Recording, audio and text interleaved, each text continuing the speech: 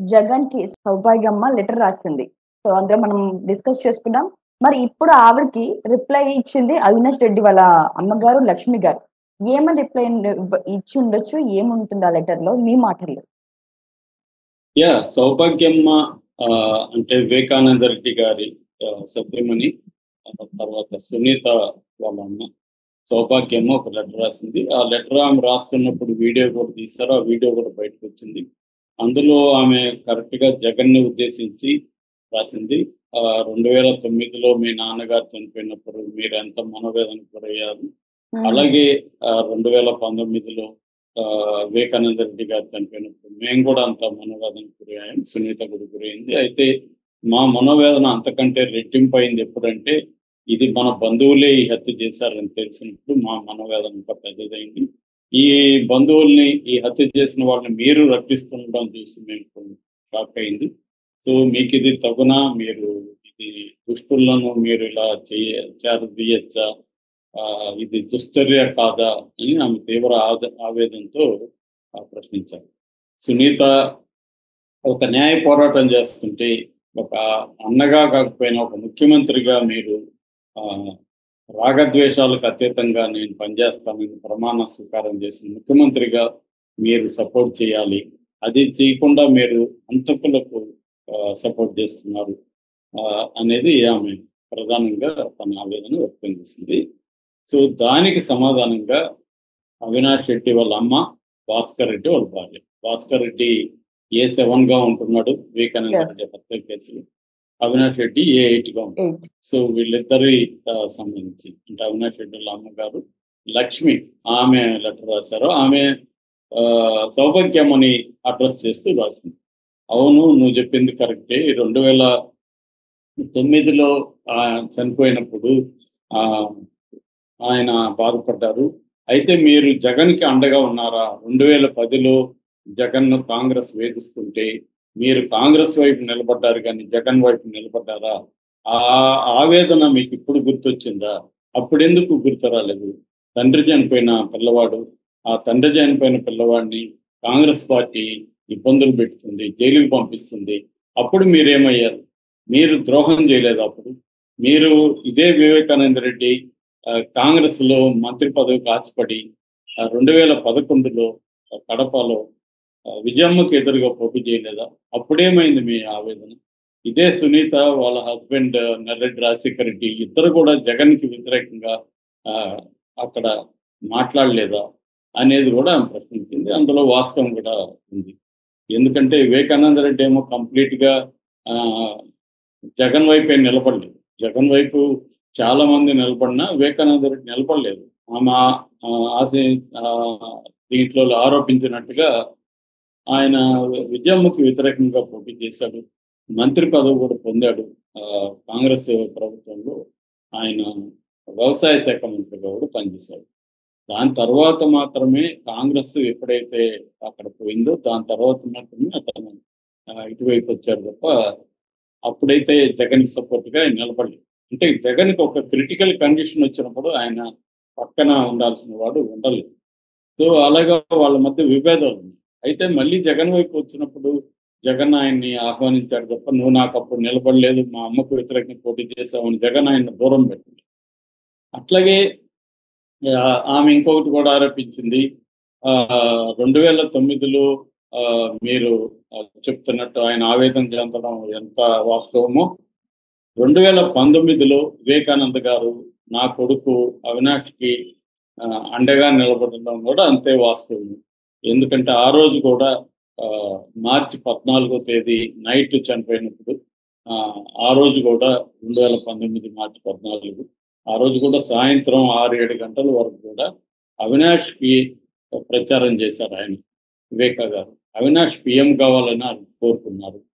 So అలాంటి వ్యక్తిని అవినాషే చంపించాడని మీరు ఆరోపిస్తున్నారు. ఇది ఘోరమైన విషయం. ఒక పక్క కోర్టులో కేసు ఉంది. కోర్టులో కేసు తేలక ముందే మీరు మమ్మల్ని దోషులుగా నిలబెట్టేస్తున్నారు ప్రజల్లో. ఇది మీకు తగునా అని ఆమె రివర్స్‌లో ప్రశ్నించింది. సో మీరు ఎంత వేధిస్తున్నారో ఒకసారి మీరు ఆలోచించండి. ఇదే సునీత కూడా చెప్పింది. మా నాన్న అవినాష్ గెలుపు కోసం చనిపోయే రోజు కూడా పనిచేశాడని ఇదే సునీత చెప్పలేదా ఢిల్లీలో? ఇప్పుడు సునీత యూటర్న్ తీసుకుని ఇలా మాట్లాడుతుంది అని ఆమె కూడా అంతే ఆవేదనతో అంతే దీంతో ప్రశ్నించారు. ఇక్కడ ఏంటంటే ఇది నిజానికి ప్రజలుగా మనం ఎటు సైడ్ ఉండాలి అని నిర్ణయించుకునే పరిస్థితి ప్రజలకు లేదు. ఎందుకు లేదంటే ఇవి రెండు కూడా ఆరోపణలే, వీళ్ళ దగ్గర ఏమీ ప్రూఫ్ లేదు. సో వివేకానంద రెడ్డిని ఎవరు చంపారనే దానికి ఎవరి దగ్గర కూడా ప్రూఫ్ లేదు. సునీత దగ్గర ఆరోపణలే ఉన్నాయి. ఇటు అవినాష్ రెడ్డి ఏం చెప్తున్నాడు అంటే అంతకుల్ని సునీతారెడ్డి రక్షిస్తా ఉందని చెప్తున్నాడు. అక్కడ కొంతవరకు ఇప్పుడు సునీత చేస్తున్న దాంట్లో కొన్ని ప్రశ్నలు ఉన్నాయి సునీతకు. అదేంటంటే మొన్నటి వరకు అప్పటి వరకు 2019లో ఆమె తెలుగుదేశం మీద ఆరోపించి తర్వాత ఎందుకు రిటర్న్ తిరిగింది అనే దానికి ఆన్సర్ లేదు. ఆమె వాంగ్మూలాలు చూస్తే కూడా ఒకదానికి ఒకటి పొంతం లేని వాంగ్మూలాలు ఉన్నాయి. ఆమె క్లియర్గా లెటర్ని దాచిపెట్టమని చెప్పింది వాళ్ళ హస్బెండే, గుండెపోటు అని చెప్పింది వాళ్ళ బావగారే శివప్రకాష్ రెడ్డి ఫస్ట్. సో చాలా విషయాల్లో ఆమె ఉల్టాగా మాట్లాడుతుంది. అట్లాగే వాళ్ళ నాన్నకు రెండో పెళ్ళి అయిందని, ఇంకొక బాబు ఉన్నాడని ఆమె ఏ రకంగానూ ఒప్పుకోవట్లేదు. ఈ రాజకీయాల్లో కొన్ని విషయాలు నేను బయట పెట్టానంటే కుదరదు. కొన్ని విషయాలు నువ్వు బయట పెడుతున్నప్పుడు అన్ని విషయాలు బయట పెట్టి చర్చించాలి. అప్పుడు ఓపెన్గా అంటే సెల్ఫ్ క్రిటికల్గా ఉండాలి. మన వైపు తప్పుల్ని కూడా మనం బయట పెట్టాలి. నేను ఏ తప్పులు చేయలేదు అందరూ వాళ్ళే చేస్తారంటే ఎవరు కన్విన్స్ కాదు. ఎందుకంటే లెటర్ క్లియర్గా వీళ్ళు దాచిపెట్టారు. వివేకానంద రెడ్డి రాసిన లెటరు, ఆయన సెల్ ఫోను మధ్యాహ్నం వీళ్ళు వచ్చేవరకు ఇవ్వద్దన్నారు. అట్లాగే బ్లడ్తో కూడుకున్న ఆ డెడ్ బాడీని వీడియో తీసి లక్ష్మి అనే పని ఆవిడ కొడుకు ప్రకాష్ వీళ్ళకి ప్రకాష్ ద్వారా వీడియో తీయించి కృష్ణారెడ్డి పిఏ వివేకా పిఏ ఆయన పంపించాడు. సో వీళ్ళకి అర్లీ మార్నింగే తెలుసు ఈ బ్లడ్ ఇదంతా, వీళ్ళెందుకు పోలీసులకు చెప్పలేదు అనేది కూడా ఇప్పటివరకు ఆశ్చర్యమే. అట్లాగే వీళ్ళు కృష్ణారెడ్డి లాంటి వాళ్ళని అప్రూవ్గా మారమని ఎందుకు బెదిరిస్తారు?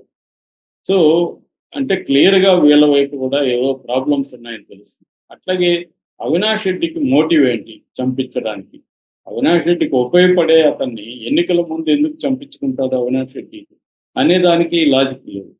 సో రెండోది, అవినాష్ రెడ్డి చంపించాడని చెప్పడానికి ఏ రకమైన ఆధారాలు కూడా ఇప్పటివరకు సిబిఐ దగ్గర లేవు. సిబిఐ అంతా కూడా ఓన్లీ దస్తగిరి వాంగ్మూలం తప్ప సిబిఐ దగ్గర ఇంకే రకమైన కాంక్రీట్ ఎవిడెన్స్ లేదు. గూగుల్ టేక్అవుట్ అని కొద్ది రోజులు మీడియాలో అదే ఓదరగొట్టారు. ఫైనల్గా గూగుల్ టేక్అవుట్ గ్రీన్విచ్ మే టైంకి ఇండియన్ స్టాండర్డ్ టైంకి తేడా లేకుండా మేము పెట్టేశాము కాబట్టి అది చల్లదని వాళ్లే ప్రకటించుకున్నారు సిబిఐ వాళ్ళు. సో ఏ రకమైన వాదన లేదు.